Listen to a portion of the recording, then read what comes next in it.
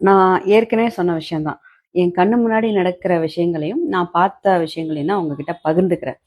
அது மாரி நேத்து நான் ரயில் பயணம் செய்றப்போ, எனக்கு பக்கத்துல வந்து சீனியர் சிட்டிசன். அவங்களுக்கு 65லேருந்து 70க்குள்ள இருக்கும் அந்த அம்மாவுக்கு வயசு. தனியா வந்திருந்தாங்க. வந்துட்டு அவங்க சமத்தா ஒருத்தவங்க வந்து உட்காந்துக்கோன்னு சொல்லி ஏத்தி விட்டுட்டு போயிட்டாங்க. அவங்க மார்னிங் இறங்குறப்போ என்கிட்ட கேட்குறாங்க. இந்த ஏரியாலேருந்து இந்த ஏரியாவுக்கு போகணுமா? எப்படி போணும்? அப்படின்னு கேட்டாங்க. ஏம்மா கூட யாரும் வரமாட்டாங்களா? கூட்டிட்டு போறக்கு யாரும் வரலையான்னு? இல்ல, அவங்கலாம் இந்த நேரம் தூங்கிட்டு இருப்பாங்க. பனி அப்படின்னு சொல்லி ஒரு 65லேருந்து 70 வயசு மதிக்கத்தக்க ஒரு பெண்மணி அந்த அம்மா சொல்றாங்க.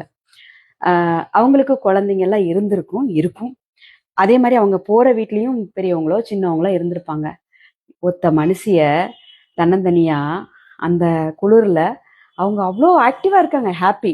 ஆனா இவ்வளோ குழந்தைங்கள பெத்துட்டு வளர்த்துட்டு எல்லாத்தையும் அர்ப்பணிச்சு ஆஹ், எல்லாம் பண்ணதுக்கு அப்புறம் அவங்க தனிச்சு அந்த இடத்துல வரப்போ நான் அந்த இடத்துல இருந்தா எப்படி இருக்கும்னு யோசிச்சு பார்த்தேன். ரொம்ப கஷ்டமா இருக்குமோ அப்படின்னு தோணுச்சு. ஏன்னா அப்ப இருக்கிறவங்களுக்கு ரொம்ப மனசும் உடம்பும் வைரம் பாஞ்ச கட்டைன்னு சொல்லுவாங்க. இன்னைக்கு நம்ம அப்படிலாம் இல்லை. தடுக்கி விழுந்தாலே எந்திரிக்கிறதுக்கு 4 நாள் ஆகும் அப்படிங்கிற மனநிலையில நம்ம இருக்கோம்.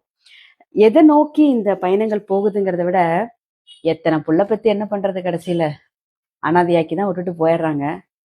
நம்மளுக்கும் வயசாகுங்கிறத மறந்து